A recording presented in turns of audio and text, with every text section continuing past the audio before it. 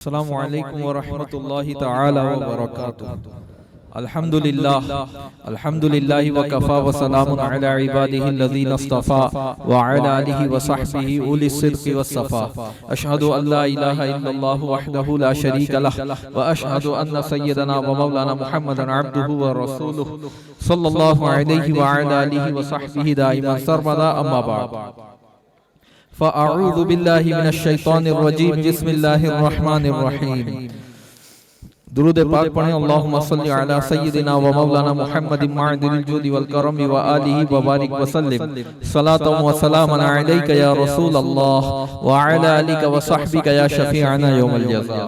یہ منکر کیا سمجھتے ہیں جو اپنے دل میں ہنستے ہیں، یہ منکر کیا سمجھتے ہیں جو اپنے دل میں ہنستے ہیں، ابھی تو کربلا کا آخری میدان باقی ہے، مسلمانوں نہ گھبراؤ خدا کی شان باقی ہے، ابھی اسلام زندہ ہے، ابھی قرآن باقی ہے، بے شک، اور اسلام تیری نبض نہ ڈوبے گی حشر تک، اسلام تیری نبض نہ ڈوبے گی حشر تک، تیری رگوں میں خون ہے روا چار یار کا، تیری رگوں میں خون ہے روا چار یار کا۔ اور ہمارے دین کی حقانیت کے دونوں شاہد ہیں، ہمارے دین کی حقانیت کے دونوں شاہد ہیں، معین الدین اجمیری محی الدین جیلانی، معین الدین اجمیری محی الدین جیلانی۔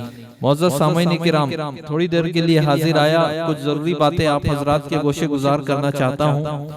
دیکھیے، ہمارے اور آپ کے آقا و مولا صلی اللہ علیہ وسلم تشریف لائے، حضور نے ہمیں اسلام دیا۔ اسلام ایک نظریہ ہے، اسلام ایک سوچ ہے، ایک فکر ہے۔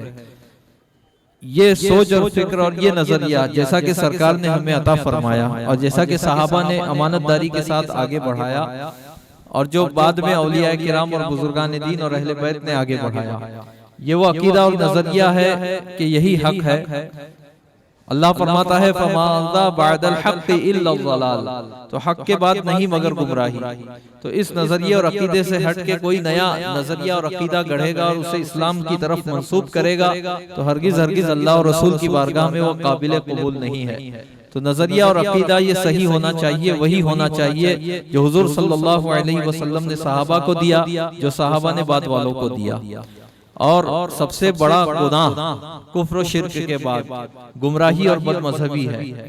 حضرت سیدنا امام شافعی رحمت اللہ تعالی علیہ کے پاس ایک بد مذہب شخص آیا۔ دوران مناظرہ امام شافعی رحمت اللہ تعالی علیہ نے اپنے شاگردوں سے کہا کہ اگر بندہ اللہ سے تہامہ کے پہاڑوں کے برابر گناہوں کے ساتھ ملے، امام ابو بکر بہقی نے مناقب الشافعی میں اسے روایت کیا ہے، فرماتے ہیں امام شافعی رحمت اللہ تعالی علیہ کہ اللہ کی بارگاہ میں اگر کوئی شخص اللہ سے ملے تہامہ پہاڑوں کے گناہوں کے برابر اس کے گناہ ہوں، تو یہ بہتر ہے اس سے کہ وہ اس شخص اور اس کے ساتھیوں کی گمراہیوں میں سے کسی گمراہی کے ساتھ اللہ سے ملے۔ یعنی تمام گناہوں سے بڑھ کے گناہ ہے گمراہی اور بدعقیدگی، بد مذہبی۔ جب کوئی صحیح اسلامی عقائد کی مخالفت کرتا ہے تو وہ گمراہ ہو جاتا ہے۔ یہاں گمراہی سے مراد وہ گمراہی ہے جو کفر اور شرک کے بعد ہے، کفر و شرک کے نیچے ہے، ورنہ سب سے بڑا گناہ تو کفر و شرک اور ارتداد ہے۔ تو وہ گمراہی اور وہ بد مذہبی کہ جو کفر و شرک کے بعد ہے، وہ اتنا گھناؤنا جرم ہے کہ تہامہ پہاڑ کے برابر گناہ ایک طرف اور گمراہیوں میں سے کوئی گمراہی ایک طرف، اتنا بڑا گناہ ہے۔ اسی لیے سرکار مدینہ صلی اللہ علیہ وسلم نے بد مذہب کے بارے میں فرمایا، ابن ماجہ کی روایت ہے، لا يقبل اللہ من صاحب بدعت۔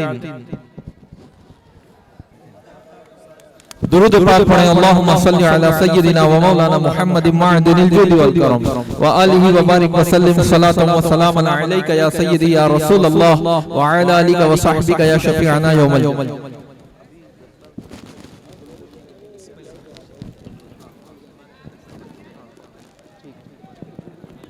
الحمدللہ، جس مقدس و مبارک ہستی کا ہم انتظار کر رہے تھے، یہ اللہ کی بہت بڑی نعمت ہے، اللہ کی عطا ہے، اس کے حبیب صلی اللہ علیہ وسلم کا صدقہ ہے، سرکار غوث اعظم کا ہم پر کرم ہے کہ حضرت ہماری اس بستی میں تشریف لے آئے اور اپنے رخ زیبا کی زیارت سے ہم لوگوں کو شادکام کر رہے ہیں۔ اللہ تبارک و تعالی ہماری اس مجلس کو قبول فرمائے اور اٹھنے سے پہلے ہمارا شمار بخشے ہوا میں سے کر دے۔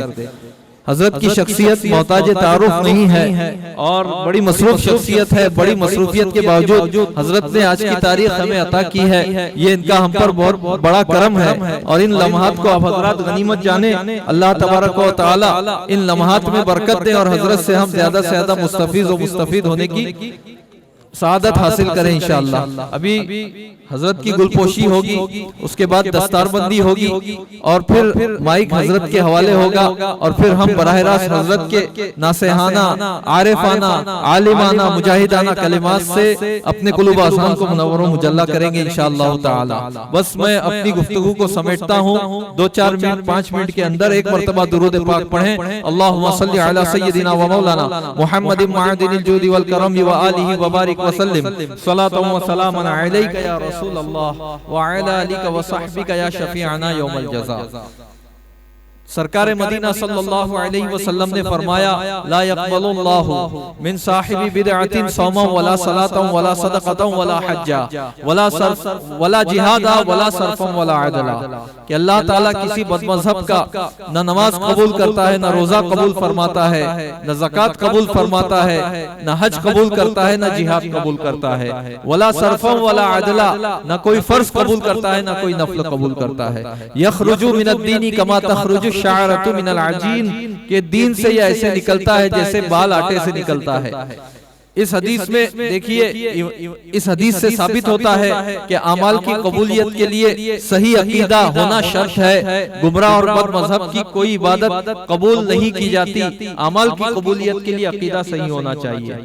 اور جیسا کہ آپ حضرات نے سنا امام شافعی کا قول کہ آپ نے فرمایا کہ تہامہ کے پہاڑوں کے برابر کوئی گناہ لے کر اللہ سے ملے, یہ بہتر ہے اس سے کہ کوئی گمراہیوں میں سے کوئی گمراہی لے کر اللہ کی بارگاہ میں جائے. تو اس سے آپ حضرات کو اندازہ ہو گیا ہوگا. تو عقائد اہل سنت کو سیکھنا اور اس پر قائم رہنا یہ تمام فرائض سے بڑھ کے اہم فرض ہے.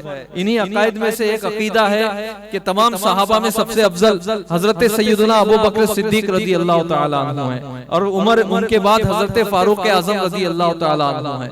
یہ اہل سنت کے قطعی عقائد میں سے ہیں. اور ترتیب جو خلافت میں ہے وہی مرتبے میں ہے کہ ان کے بعد حضرت عثمان غنی ہے, پھر حضرت مولا علی مشکل کشا ہے. یہ عقیدہ اہل سنت ہے. اور حضرت علی رضی اللہ تعالیٰ عنہ سے محبت کا تقاضا یہ ہے کہ ہم مولا علی شیر خدا کے عقیدے پر ہوں اور وہ عقیدہ جو ان کو ناپسند ہے ہم اس عقیدے سے دور و نفور رہیں. حضرت علی رضی اللہ تعالیٰ عنہ کس عقیدے کا پرچار کرتے ہیں, جامع ترمذی اٹھا کر دیکھ لیجئے. حضرت علی رضی اللہ تعالیٰ عنہ تو تفضیل شیخین سے متعلق احادیث کو روایت کرتے ہوئے نظر آتے ہیں. چنانچہ حضرت علی رضی اللہ تعالیٰ عنہ فرماتے ہیں کنت مع رسول اللہ صلی اللہ علیہ وسلم, کہ میں رسول اللہ صلی اللہ علیہ وسلم کے ساتھ تھا.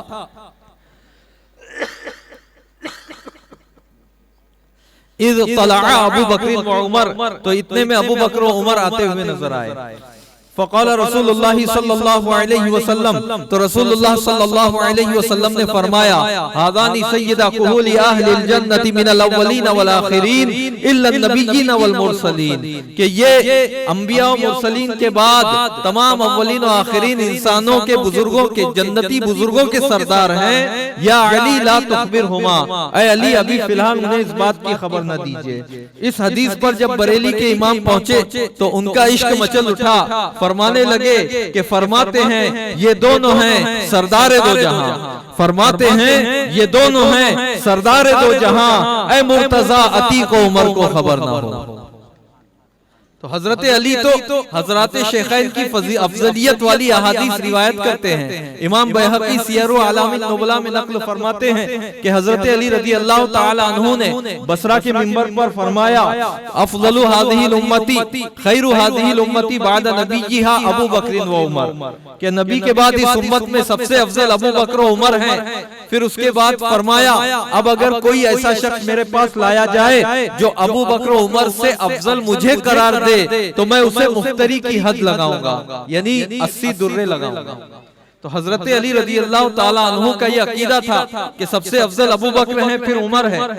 اور یہ عقیدہ الحمدللہ ہم اہل سنت و جماعت کا ہے، تو ثابت ہوا کہ حقیقت میں مولا علی سے اور اہل بیت سے محبت کرنے والے ہم اہل سنت و جماعت ہی ہیں، اس لیے کہ جو جس سے محبت کرتا ہے اس کے عقیدے پر ہوتا ہے۔ اور وہ لوگ جو حضرت علی کی عقیدت و محبت کا دم بھرتے ہیں لیکن حضرت علی کی عقیدت کی مخالفت کرتے ہیں، عقیدے کی مخالفت کرتے ہیں اور حضرت مولا کائنات کو ناراض کرنے والا عقیدہ رکھتے ہیں، دراصل وہ اہل بیت سے محبت نہیں کرتے، وہ حضرت علی سے بھی محبت نہیں کرتے، وہ اپنی بدعقیدگی کو چھپانے کے لیے اہل بیت سے محبت کی آڑ لیتے ہیں اور ان کا ذکر زیادہ کر کے لوگوں کو بیوقوف بناتے ہیں۔ حضرت امیر معاویہ پر تان کرنے والا محب اہل بیت ہو ہی نہیں سکتا، اس لیے کہ حضرت امام حسن مجتبی، پھر حضرت امام حسین شہید کربلا اور اس وقت کے موجودہ سارے اہل بیت حضرت امیر معاویہ کے دست حق پرست پر بیعت کرتے ہیں اور حضرت امام حسن ان کے حق میں خلافت سے دستبردار ہوتے ہیں اور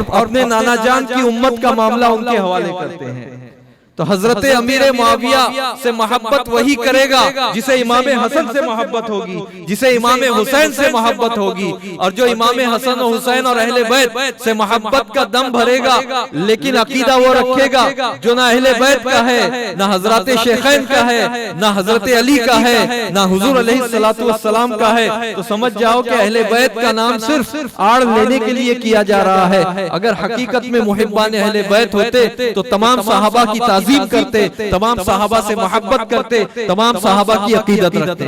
الحمدللہ ہم اہل سنت و جماعت ہی اہل بیت سے سچی محبت کرتے ہیں اور اہل بیت سے محبت کا دم بے شک ہم بھرتے ہیں تو دل سے بھرتے ہیں۔ اللہ تبارک و تعالی نے قرآن مجید میں اہل بیت سے محبت کرنے کو فرض قرار دیا، الحمدللہ ہم اسے مانتے ہیں اور اس پر عمل بھی کرتے ہیں اور اہل بیت کے نظریے کو بھی اپنائے ہوئے ہیں اور صحابہ کا بھی دامن ہمارے ہاتھوں میں ہے۔ اسی لیے بریلی کے امام نے کہا تھا کہ اہل سنت کا ہے بیڑا پار، اصحاب حضور نجم ہے اور ناؤ ہے عطرت رسول اللہ کی۔ اقول قولی ھذا استغفر اللہ لی ولکم ولسائر المؤمنین۔ السلام علیکم ورحمۃ اللہ وبرکاتہ۔